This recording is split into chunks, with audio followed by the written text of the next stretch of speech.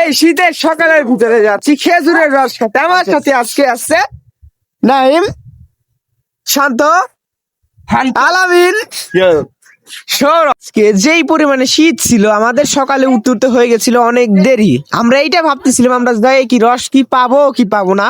তো আমরা তাড়াতাড়ি 5টার দিকে বাসা থেকে বের হয়ে গেলাম খুবই সকালে। আমার সাথে ছিল আলামিন, ছিল সৌরভ, ছিল নাইম, ছিল শান্ত ছিল। আর যেই পরিমাণে কুয়াশা ছিল ভাই যা কিনা বলার মতো না। আমাদের এইখান থেকে 10-15 ফিট দূরে কি আছে এটাই আমরা ঠিক মতো বুঝতে পারতেছিলাম না।